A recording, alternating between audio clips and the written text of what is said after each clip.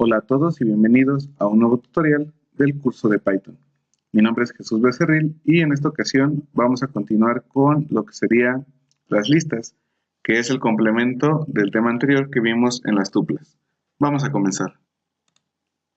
Bueno, antes que nada una disculpa, la verdad he estado bastante ocupado estos meses, que dejé de subir videos, creo que ya fueron como 2, pero sin embargo pues sí ya voy a tratar de regresar y hay varios cursos pendientes en los cuales me voy a estar esforzando.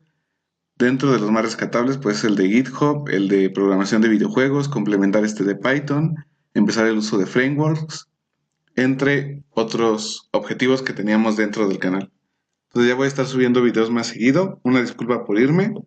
Y también he notado que han estado subiendo comentarios, una disculpa también por no estarlos contestando.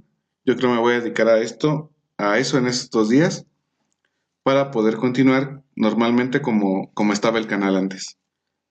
Y ahora, aterrizando a lo que vamos a hacer el día de hoy, vamos a estar trabajando con una parte de listas.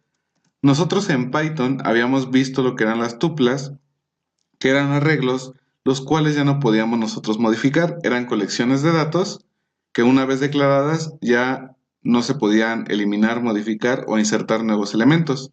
Ahora vamos a ver esta parte de las listas, que es una de las cosas más comunes en programación. En cualquier otro lenguaje, pues tal vez a lo mejor se conozca más fácilmente con el nombre de arreglos. Entonces, en el caso de Python es exactamente igual.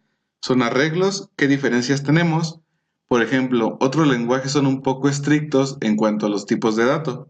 Por ejemplo, si yo declaro un arreglo de enteros, todos los elementos de ese arreglo van a ser únicamente números. O si yo declaro un arreglo de strings, todos los elementos de ese arreglo van a ser de tipo cadena. Sin embargo, en Python tenemos la libertad de colocar arreglos con tipos de datos diferentes. Por ejemplo, yo voy a colocar una lista, la cual va a tener un 5, un 2.3, que ya son dos tipos de dato diferente. Este es un entero, este es un float. Luego voy a tener una lista dentro de la lista que tenga los elementos 1 y 2. Y por último, un elemento que diga mi nombre. En este caso es Jesús. Y si se dan cuenta, nos permite crear la lista de forma normal. Nos dice que está bien y que no hubo ningún problema al momento de crearla. Si yo le digo que me muestre la lista, vamos a tener todos los elementos, que es 5, 2.3, una lista que está conformada por 1 y 2 y mi nombre. Si yo quisiera acceder a un elemento dentro de esa lista, únicamente voy a tener que indicar yo el índice. El índice es la posición numérica de donde se encuentra. Y aquí hay que tener cuidado. Dentro de las listas y los arreglos en general, casi en el 100% de los lenguajes, siempre se empieza con la posición número 0. Es decir, si yo quisiera mostrar el número 5 que tengo aquí, entonces como es el primer elemento, le digo que nos muestre lista en la posición número 0. Voy a indicar esa posición con unos corchetes y entre los corchetes el número de la posición a la que quiero acceder. Entonces le damos clic y nos muestra ese 5. Si yo, por ejemplo, quiero acceder al nombre de Jesús, entonces vamos a contar. Será la posición 0, 1, 2 porque esto se toma como un solo elemento, y la posición número 3. Entonces el lista en su posición número 3 me dice que es igual a Jesús. También hay que tener mucho cuidado si yo quiero acceder a una posición que no existe. Por ejemplo, si yo le diera lista en la posición 9, como solamente tengo hasta la posición 3, pues ya me manda un error y me dice que el índice está fuera del rango que tiene la lista. Entonces nosotros vamos a poder acceder siempre y cuando sea un límite dentro de la lista, o sea, un elemento que sí se encuentre en ella. ¿Qué otras cosas podemos hacer con la lista? Por ejemplo, si yo quisiera acceder ahora sí que a un elemento de la lista dentro de la lista, por decir a este 2 de aquí, entonces yo voy a decir lista en su posición y contemos nuevamente, es 0, 1 y 2. ¿Y cómo accedo ahora al elemento de adentro? Voy a declarar nuevamente los corchetes porque es otra lista y le digo que dentro de ella accede al elemento número 1 porque se vuelven a enumerar a partir de 0. Entonces en la posición 0 tendríamos este 1 y en la posición 1 tendríamos a este 2. Y ya es lo que nos muestra. Si yo quiero acceder al elemento 1, sería en la posición número 0. Y es lo que tenemos aquí. Ahora, en caso de que yo quisiera recorrer ciertos elementos de la lista, también se le puede indicar. ¿Cómo vamos a hacer eso? Por ejemplo, yo quiero que me muestre los elementos de la lista desde la posición 1 hasta la posición número 4, por ejemplo. Pero ¿qué está pasando aquí? Si yo acabo de decir que siempre hay que tener cuidado con que no superemos el índice de lo que ya existe. Y el índice 4 aquí no aparece. Dentro de estos tipos de recorrido, donde yo uso los dos puntos, el último elemento no se toma en cuenta. Entonces, ¿qué es lo que va a hacer? Va a mostrar el elemento que tiene la posición 1, 2 y 3.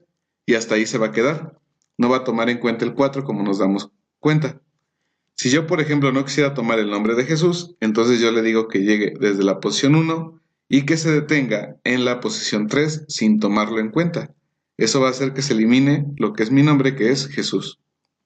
Entonces, como podemos ver, si yo hago este tipo de recorridos con dos puntos en un arreglo, lo que va a hacer es tomar el primer elemento como inicial, pero no va a tomar el último elemento. Ese va a ser su límite. Y yo también podría dejarlo vacío. Por ejemplo, yo le puedo decir que empiece en la posición 2 y que se siga continuamente hasta que acabe la lista, y por lo tanto nos aparece la posición 2, que era una lista que tiene 1 y 2, y el siguiente elemento, que es Jesús, y así se seguiría porque yo no especifiqué el final. ¿Qué otra cosa podemos hacer? Yo voy a mostrar nuevamente la lista para que no pierdamos en qué vamos. Entonces tengo 5, 2.3, 1 y 2, que es un solo elemento, y Jesús.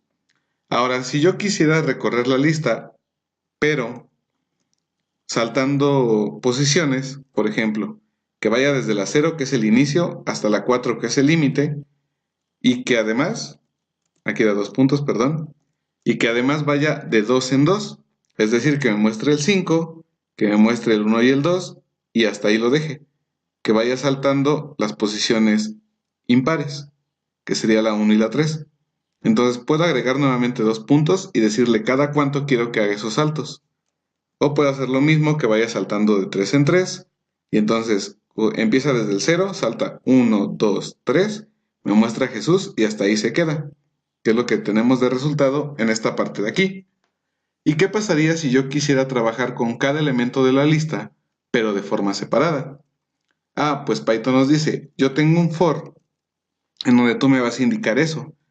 ¿Cómo hacemos eso? Yo le voy a decir, por cada elemento o para cada elemento que esté dentro de la lista, vas a hacer lo siguiente. Voy a escribir 2 puntos y le voy a decir que me imprima ese elemento.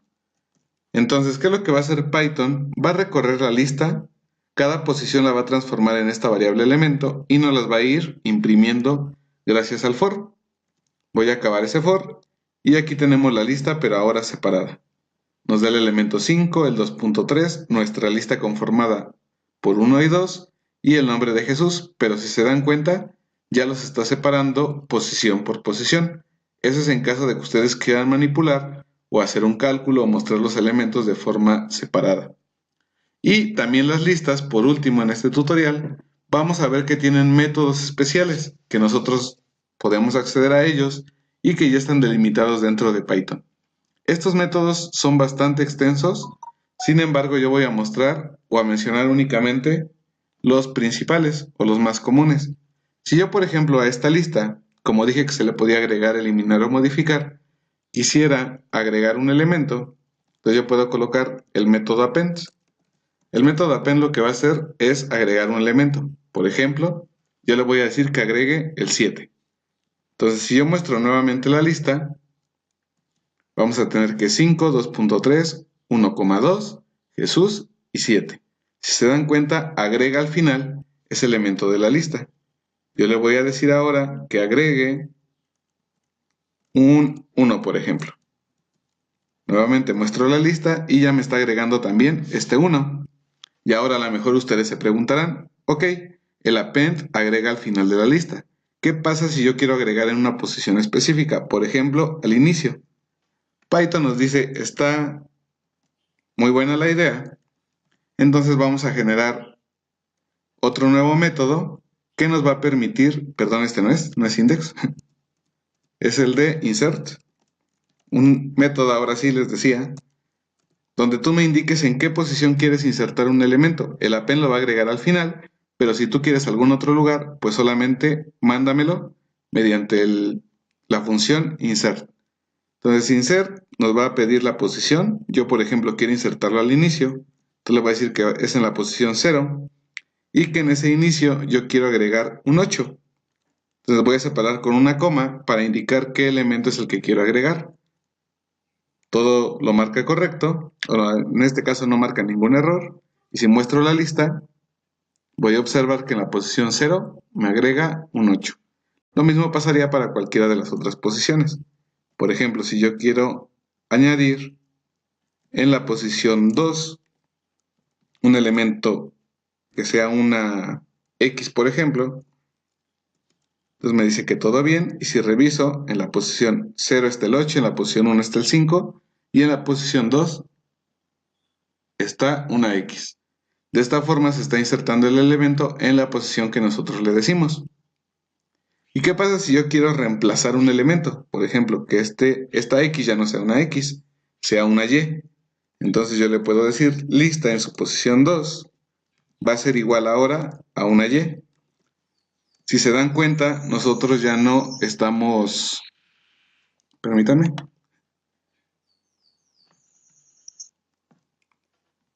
Una disculpa, empezó a cantar el logo de nuestra empresa, el querido canario, y pues tuvimos que retirarlo hacia el patio un momento. Entonces, como les decía, si se dan cuenta, si yo quiero modificar un elemento, ya no tengo que usar el insert, porque el insert lo que hace es desplazar a los demás.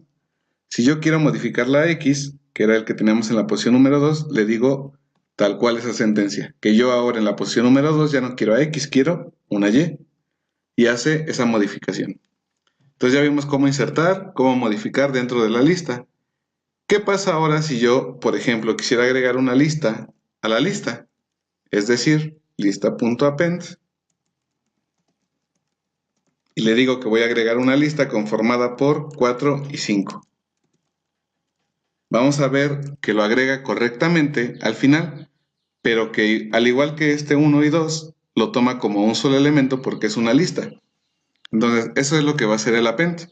Va a agregar también listas, pero como un solo elemento.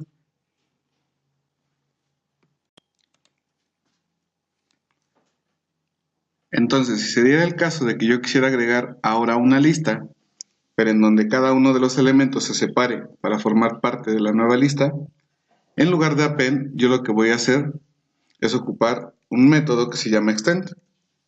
Mediante el extend, yo le voy a indicar exactamente lo mismo, que va a añadir 4 y 5, pero como vamos a ver en el resultado, ahora este 4 y 5 los va a separar y va a hacer que cada uno forme parte de forma individual de esa lista.